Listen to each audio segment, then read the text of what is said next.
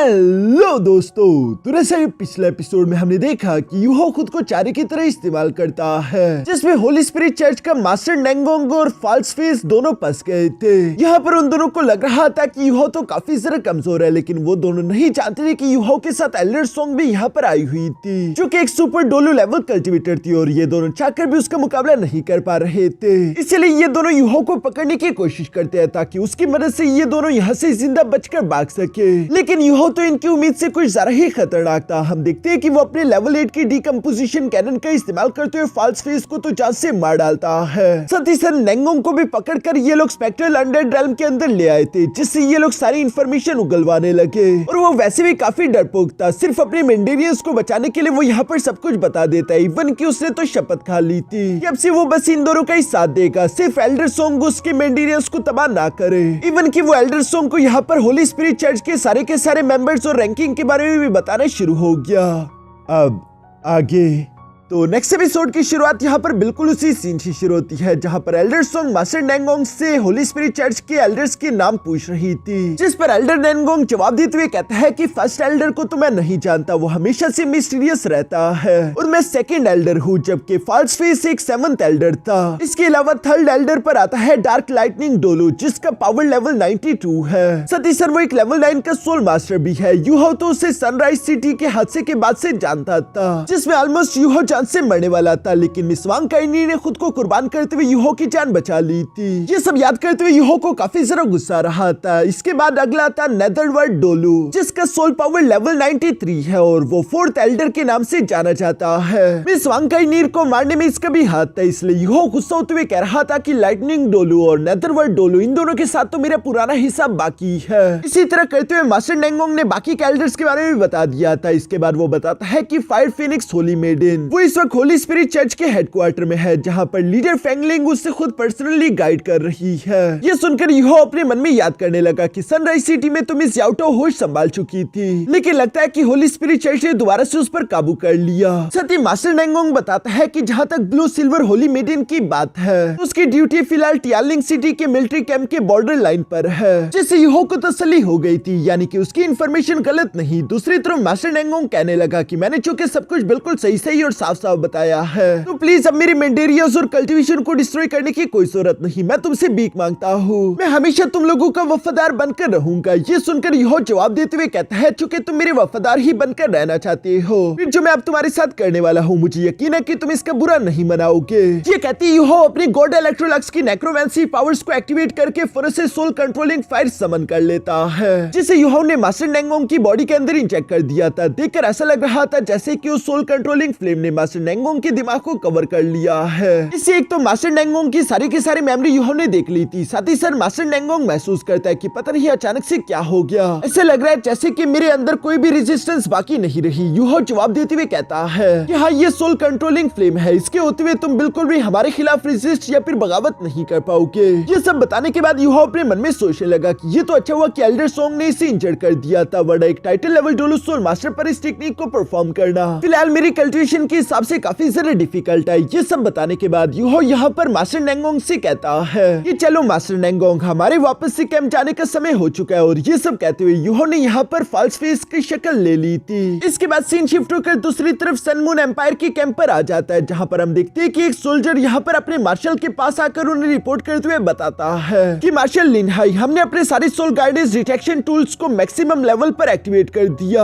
Even की soul guidance soldiers के 2 group भी हमने सर्च के लिए भिजवा दिया, लेकिन अभी तक हमें मास्टर नेंगोंग या फिर फॉल्स फेस कहीं पर नहीं मिले। उनका कोई भी नामो निशान नहीं है, ऐसा लग रहा है जैसे कि वो अचानक से गायब हो चुके। ये सब सुनकर मास्टर लिनहाई काफी ज्यादा परेशान हो गए थे। तभी अचानक वहाँ पर एक और आवाज सुनाई देती है, जो कि कह रहा था कि लिनहाई, तुम्हारे सोल्जर्स बहुत ही बेकार है। और ये आवाज असल में कोई और नहीं बल्कि होली स्पिरिट चर्च के लीडर मास्टर जोंगली वो की थी, जो कि सामने के थ्रोट पर अपीयर हो जाता है। मास्टर लिनहाई उन्हें ग्रीट करते हुए कहता है कि मास्टर जोंगली, प्लीज आप गुस्सा ना कीजिए, मैं और मेरे साथी अपनी पूरी कोशिश कर रहे रही है, लेकिन वाकई में अभी तक कोई खबर नहीं मिल पाई। ये सब कहते हुए लिन हाई अपने मन में सोचने लगा कि जब से मिस सोनिश रिकवरी के लिए वापस से पैलेस में आई थी, तब से उसकी इंपीरियल मिनिस्टर मार्शल वाली पोजीशन मुझे दे देगी। मेरे पास 3 लाख सोल्जर्स की एक आर्मी है। मैं एक हाई रैंक का इंपीरियल मिनिस्टर हूँ, लेकिन फिर भी जोंगली के सामने मेरी औकात एक चींटी के बराबर है। वो मुझे जरा से भी कोई इज्जत नहीं देता। यहाँ पर वो जब ये सब सोच रहा था, तभी अचानक हम देखते हैं कि वहाँ पर एक दूसरा सोल्जर भी आ गया, जो कि इन्हें रिपोर्ट करते हुए कहता है कि फाल्स फेस और मास्टर नेंगोंग दोनों वापस लौट आए हैं।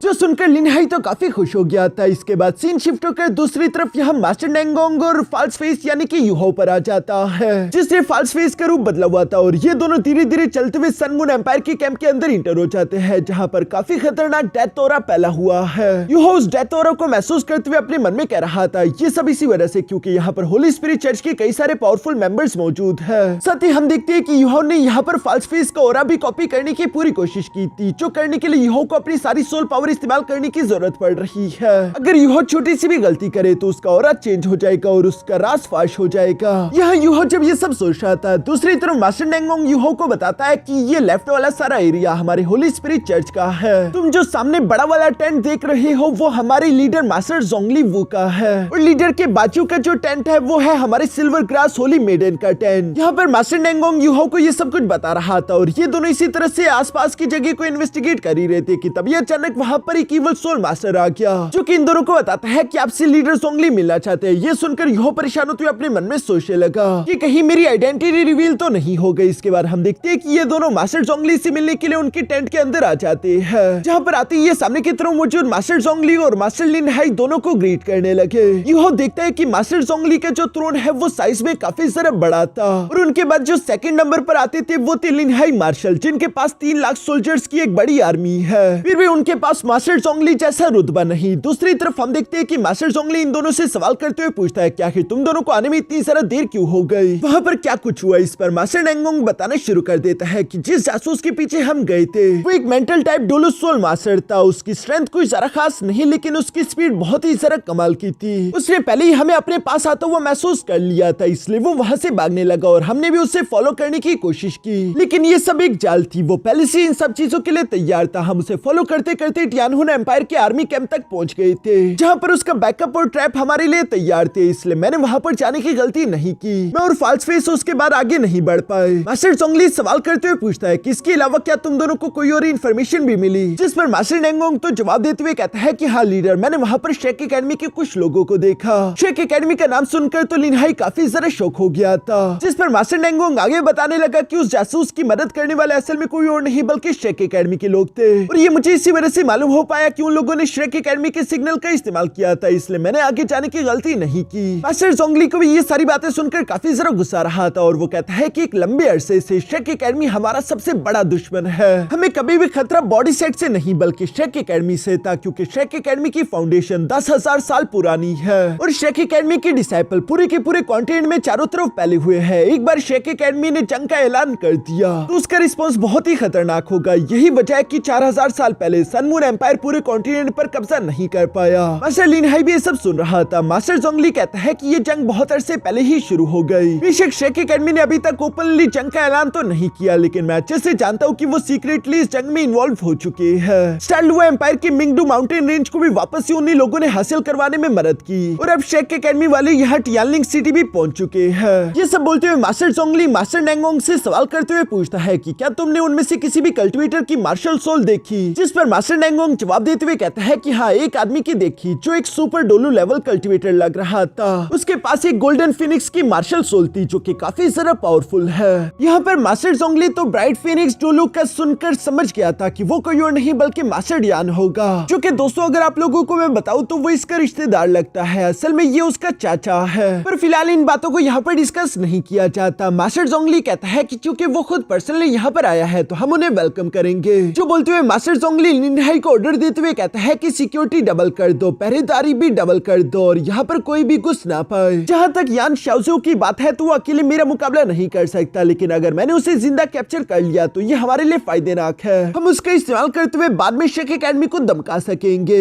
ये सब सुनकर लिन हाई जवाब देते हुए कहता है कि ठीक है, जैसा आपका ऑर्डर। इसके बाद हम देखते हैं कि मास्टर जोंगली ने इन दोनों को आराम करने का बोल दिया था और ये दोनों भी वहां से जाने लगे थे कि तभी अचानक मास्टर जोंगली इन दोनों को पीछे से आवाज देते हुए कहता है कि रुक जाओ, और ये कहती वो टेलीपोर्ट होकर फिर से इन दोनों के सामने आ गया। यह तो थोड़ा सा परेशान हो गया था कि कहीं उसकी आइडेंटिटी तो रिवील नहीं हो गई, लेकिन मास्टर जोंगली को उस पर शक नहीं हुआ, बल्कि उल्टा वो उससे कहता है कि फाल्स फेस, काफी अर्सा हो गया तुमने लेवल ब्रेक थ्रू नहीं किया, लड़कियों के साथ मजे करने के बजाय थोड़ी मेहनत भी कर लो। तुम्हारी मार्शल सोल के पास कंट्रोल और मेंटल एट्रीब्यूशन है, अगर इन एट्रीब्यूशन के साथ एक सुपर डोलू तुम बन गए तो फ्यूचर में ये हमारे होली स्पिरिट चर्च के लिए काफी फायदेमंद होगा।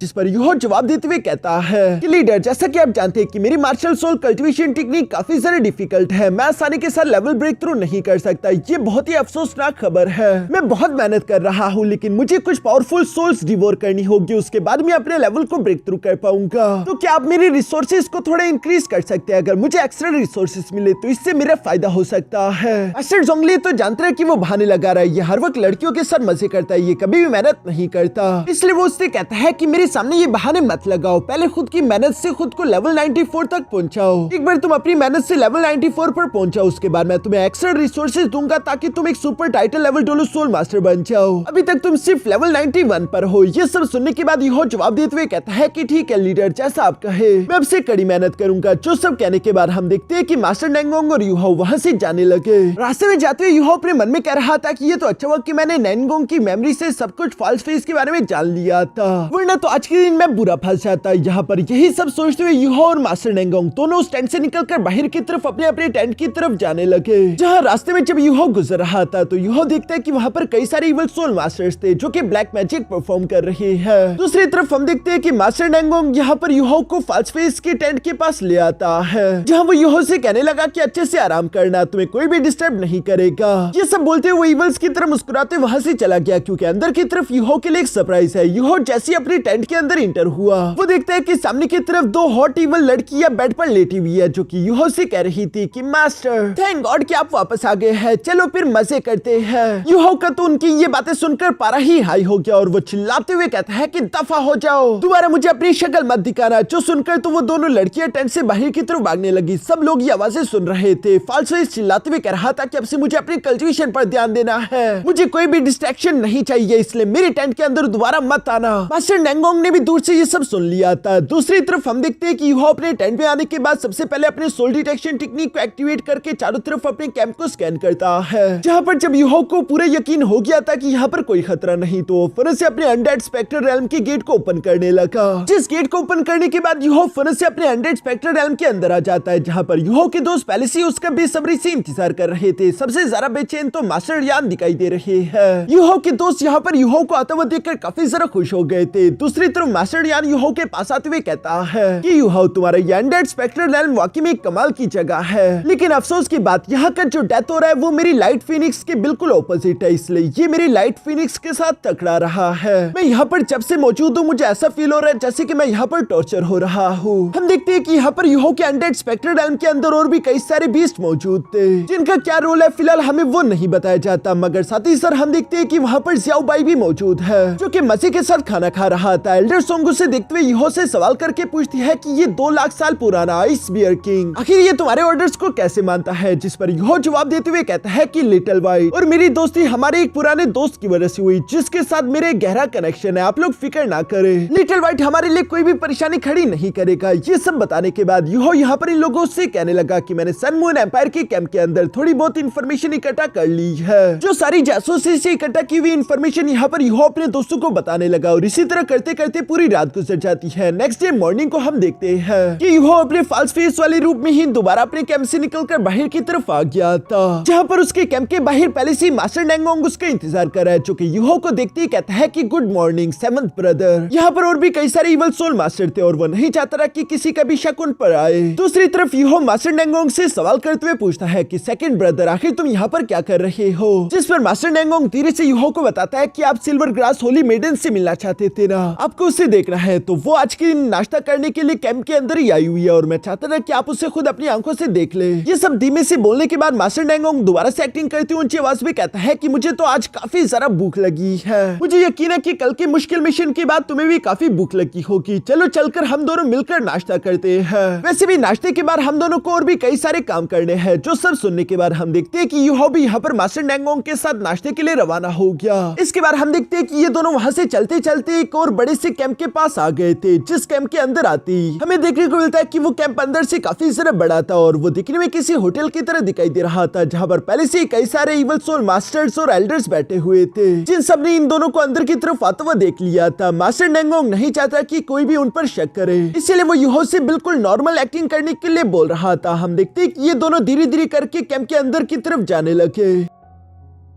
जहाँ आगे की तरफ बढ़ते हुए अचानक से यूहो की नजर सामने की तरफ मौजूद सिस्टर टांगिया पर पड़ गई थी, जो कि एक टेबल पर बैठे खाना खा रही है, जिसे देखते हुए मास्टर डेंगोंग और यूहो धीरे धीरे बढ़ते हुए उन्हीं के पास आ गए थे और वो यहाँ पर होली मेडन को ग्रीट करने लगे। यूहो अपने मन में यहाँ पर कह रहा था कि मिस टांगिया की लाइफ फोर्स इस वक्त काफी ज्यादा कमजोर हो चुकी है, लेकिन फिर भी उसकी बॉडी से निकलने वाला ऑरा काफी ज्यादा खतरनाक महसूस हो रहा था। मानो ऐसे महसूस हो रहा था जैसे कि मिस टांगिया की बॉडी के अंदर कोई बहुत ही खतरनाक बीज छुपकर बैठा हुआ हो। यहाँ पर यूहो ये सब सोच रहा था, जबकि साथ ही साथ हम देखते हैं कि मिस टांगिया के साथ एक और सर्वेंट भी बैठा हुआ है, जो कि कोई और नहीं बल्कि ज़ेंगपेंग है और ये हमेशा सिल्वर ग्रास होली मेडन के साथ ही रहता है। ज़ेंगपेंग भी बहुत ही ज्यादा खतरनाक और गुस्सैल आदमी था। यहाँ पर मास्टर डेंगोंग तो उसे देखते ही फुर्सत से कहता है कि मुझे माफ कर दीजिए, हम आपको अब डिस्टर्ब नहीं करेंगे, आप आराम से नाश्ता कीजिए। ये सब बोलते हुए वो पास ही मौजूद यूहो से कहता है कि चलो फाल्स फेस, हम किसी और टेबल पर जाकर बैठते हैं। जो सुनकर यूहो भी उसकी बात मानते हुए यहाँ पर मास्टर डेंगोंग के सारा भी वहाँ से जा ही रहा था कि तभी अचानक हम देखते हैं कि इन दोनों को देखकर डार्क लाइटिंग डोलू मास्टर, जिसे थर्ड एल्डर के नाम से भी जाना जाता है, वो इन्हें देखते ही फौरन से इशारा करके इन्हें अपनी तरफ बुलवाता है। दूसरी तरफ यूहो तो यहाँ पर डार्क लाइटिंग डोलू को देखकर अपने मन ही मन में काफी ज्यादा गुस्सा हो गया था, क्योंकि इसी कमीने की वजह से मिस टांग वुटोंग की जान गई थी। यहाँ पर यूहो जब अपने मन में ये सब सोच रहा था, दूसरी तरफ हम देखते हैं कि थर्ड एल्डर यहाँ पर मास्टर डेंगोंग से कहता है कि तुम आखिर इतनी जल्दी आज नाश्ता करने कैसे आ गए, वैसे तो तुम काफी देर से उठते हो। जिस पर मास्टर डेंगोंग जवाब देते हुए कहता है कि असल में मैं आज जल्दी नहीं उठा, बल्कि मैं कल रात सही से सो ही नहीं पाया था। पूरी रात जागने के बाद तो मुझे जल्दी नाश्ता करने के लिए आना ही था। यहाँ पर हम देखते हैं कि थर्ड एल्डर सेवंथ ब्रदर को देखते हुए कहता है कि फाल्स फेस चलो यहाँ पर बैठ जाओ, जिस पर मास्टर डेंगोंग भी यूहो को बैठने का इशारा करता है। ये दोनों टेबल पर बैठ गए थे। मास्टर डेंगोंग यहाँ पर थर्ड एल्डर को बताने लगा कि कल क्या कुछ हुआ, कैसे टियानहुन एम्पायर ने अपने एक जासूस को हम पर नजर रखने के लिए बेचा था, जिसका शिकार करने के लिए हम दोनों गए थे,